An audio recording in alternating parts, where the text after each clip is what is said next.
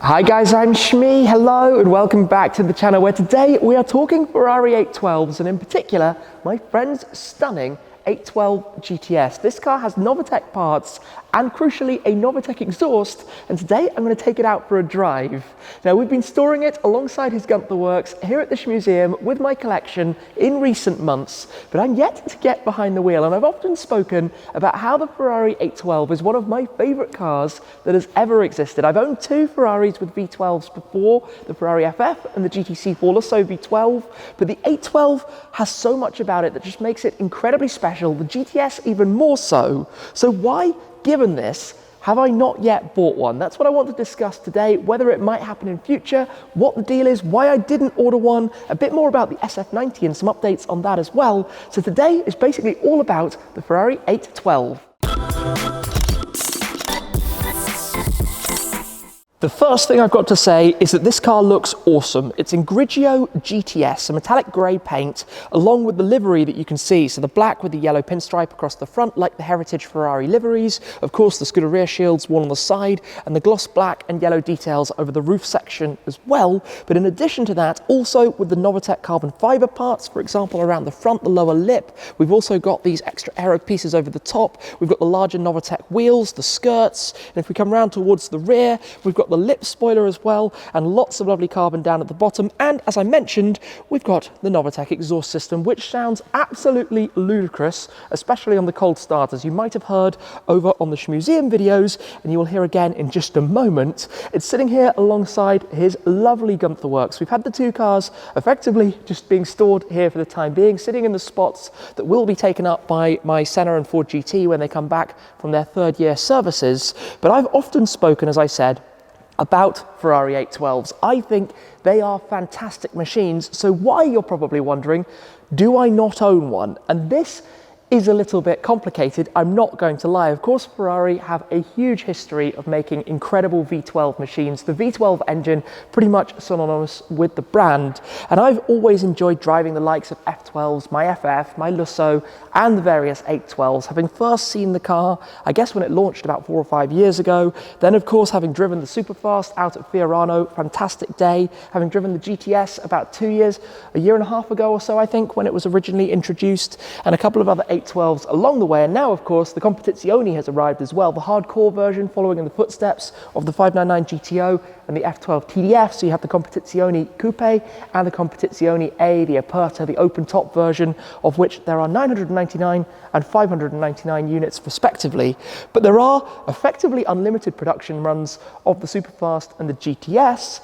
So why didn't it happen? Well, let's hop on board, get the car started, head on out for a drive, and I'll explain a little bit more. Quickly though, we have got to talk about the engine, the Ferrari Key, this generation. Let's have a look inside here as well. The interior stands out. Cioccolato interior with the yellow stitching, as you can see. We've got the lever for the bonnet just under the steering wheel in the centre, all of the carbon fibre for the LED driver's zone. But of course for me, this is the biggest thing about this car. The stunning 6.5 litre naturally aspirated V12, 800 horsepower to the rear wheels through the twin clutch gearbox, with the whole weight of the engine sitting behind the front axle, front mid-engine, fantastic Grand Tourer, decent amount of storage space in the back. And of course, this being the GTS means we have the convertible roof as well, and hopefully there'll be an opportunity to get that down while we're out on the road.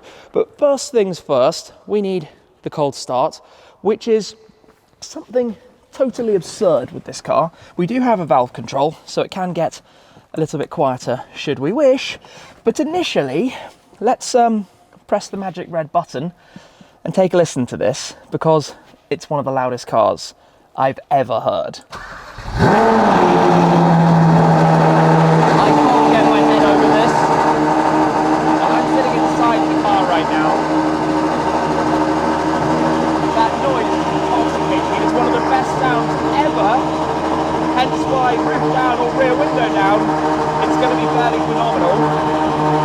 Alright, let's put it out, go for a drive. You have no idea how much of an emotional experience it is to drive in this car, mating the ferocity of the shifts from this gearbox with that spine-tingling V12 sound, which we're going to hear plenty of in a moment. And yes, perhaps I should be driving with the roof down, we might get to that in a moment. Just for now, making the most of what this car offers. I'm actually in sport and auto at the moment with the valves open on the exhaust, just easing into the throttle, easing into a bit of that sound in the background, but nothing too crazy actually. When you just drive it like this, obviously we're in 7th gear, just cruising, just chilling, you don't have it completely going mad. When on the other hand, you lower the rear window, pop that down, so effectively exhaust pipes just back there behind the deck lid, go into manual, maybe pop it into race, obviously still in 7th gear, but start and drop, yeah, start. Listen to that! This is absolutely silly, that's 50 miles per hour.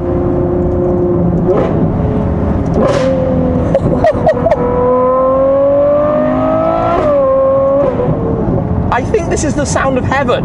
When it comes to driving, nothing on the move, when it revs up, sounds like this. And being the 812, it revs to 9,000 RPM. You can have this engine screaming that far up the rev range. I mean, I don't dare at the moment because of how greasy the roads are, but those snaps and cracks and pops and all sorts of mad noises it's making, when you lift off, you get that snap out of it.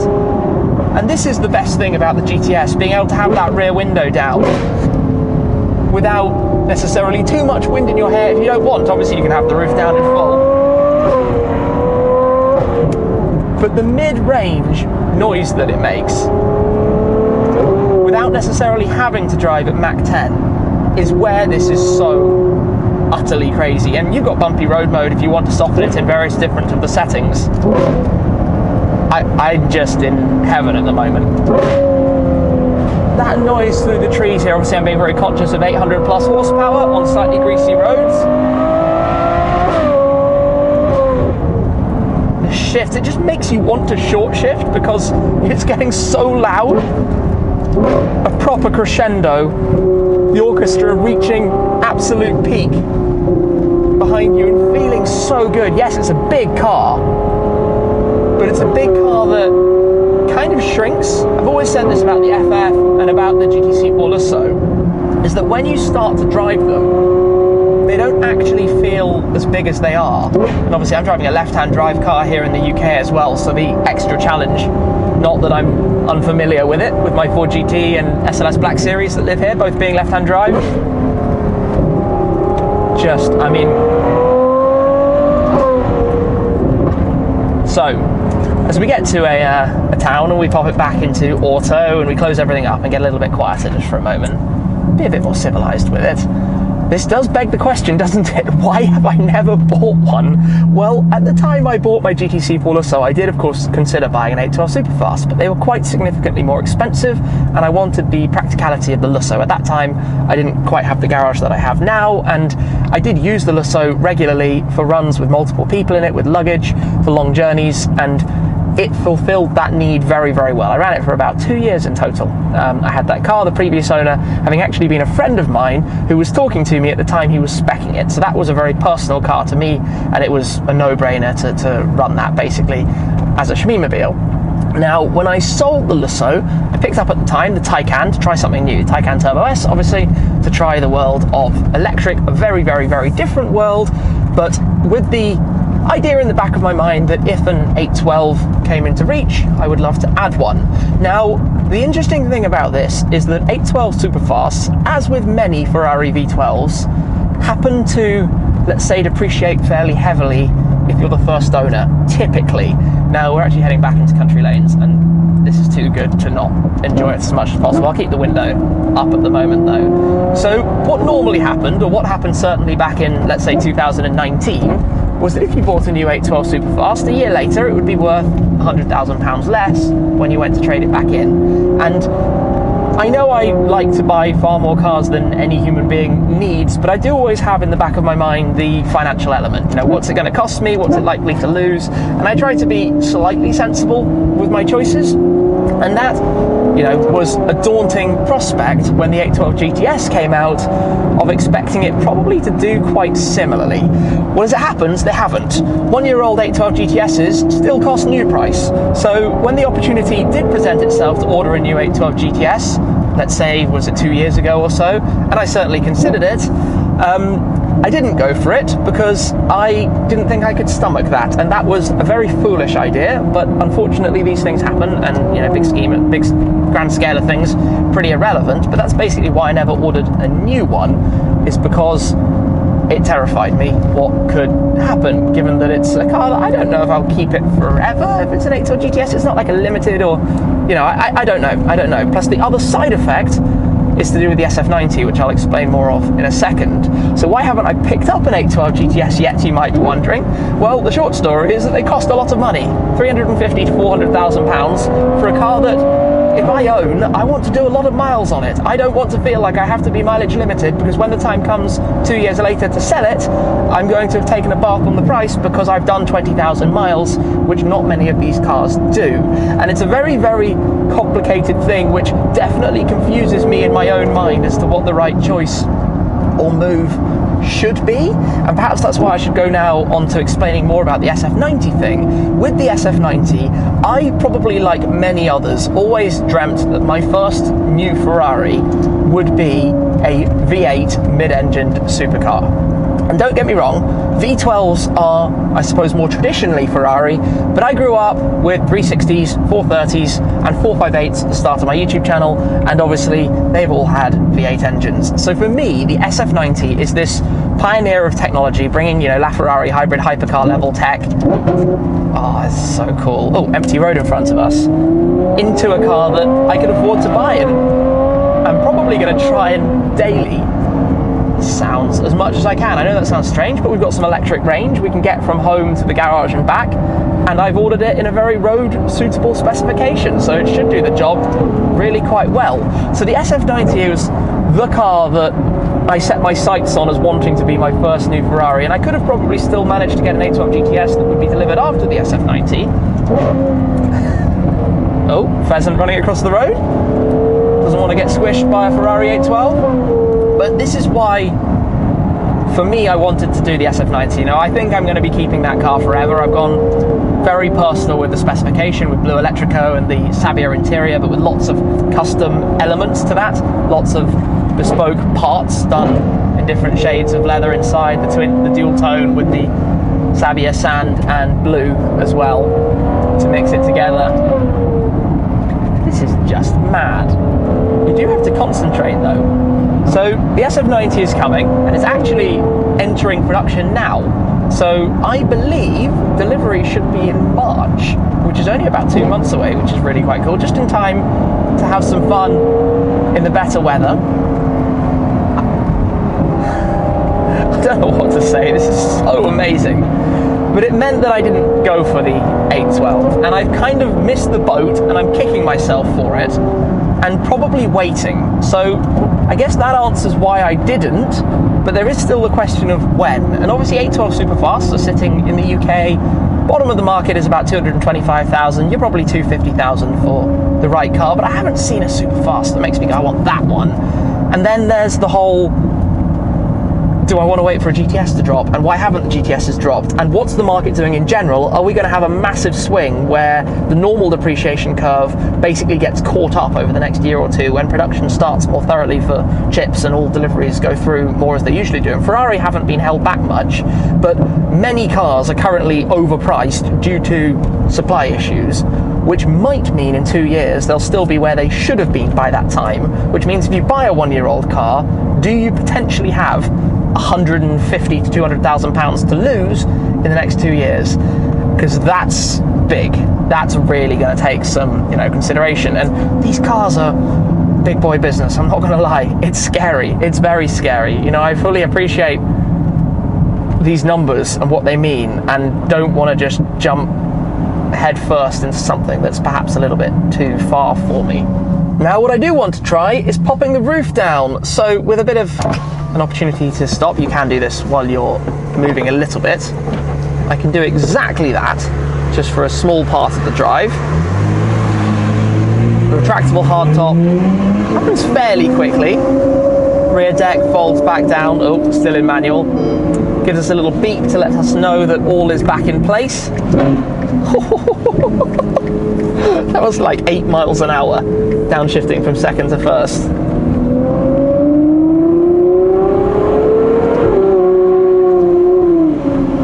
What is this? We're about to go out onto a dual carriageway as well. Now, one thing I remember from my previous drive in an 812 GTS is it does, at high speed, actually get quite blustery, so I might quickly regret having the roof down, but I'm going to give it a go anyway, because, I mean, I'm just, even now at slow speed, listening to this, like, this is mad. This is absolutely mad. Oh, it's such a cool car, and of course Ferrari haven't made a mid-front V12 convertible prior to this for a long time. It's been an absentee in the lineup, you could say. You could go back to some really special cars. Listen to these downshifts. I mean, really special cars in their history. And what a history it is, to be honest, ever since 1947. Driving past a police station. Not me, I promise. Not me, not me, not me. I feel a little bit awkward about it. But hey, it is what it is. Gonna go this way, following the skip. Oh goodness, oh my goodness. As we get back to a national limit road then, drop the gears.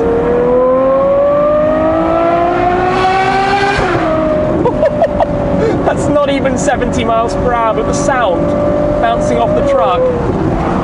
Wow. This is the middle of the rev range. This isn't even redlining the thing. I think it's too fast to redline it.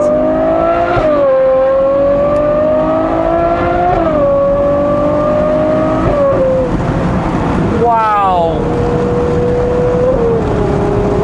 This is epic, but like I said, at 70 miles an hour, bang on 70 right now, certainly very conscious of the wind noise and feeling quite a lot of it. We do have a very low winter sun, so as always, I apologise if that's been irritating at any point during the video. There's a lot of wind noise above, particularly over my shoulders with the design back here, but obviously it's quite a battle with this form factor, which is often why it hasn't really existed. I say hasn't existed, but obviously as series production. They did make the 599 SA Aperta, and they did make the F60 America based on the F12 Berlinetta, so there have been specials in that space. I just, this is out of this world cool. So cool. I mean, yeah. Oh, I love it. I absolutely love it. I just slowed down a lot to put the roof back up, just to try it on the dual carriageway like this. Window down at the back, roof back up, because it is quite windy. You would not really want that for a normal drive, but like this is just the perfect sweet spot. It's really ridiculous. Now comes the fun of entering a motorway.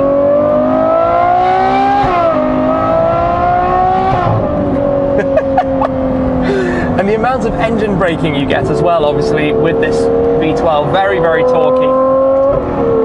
Incredibly high top speed. And if you know my videos, you probably also know that we have a tunnel ahead. And I'm, at this moment, trying to comprehend what this is about to be like. What I can imagine is it's going to absolutely blow my eardrums off, but better now that I've got the roof up than if I didn't. I'm certainly keeping that rear window down though. Very, very low sun directly in front of us. But yeah, let's prepare for this.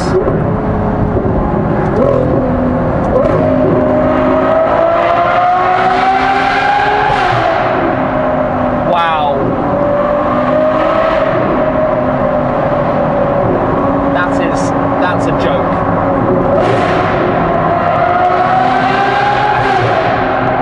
That is an absolute joke. Also, by the way, joined by my 653 Black Series, which is the other noise you can hear. This is silly.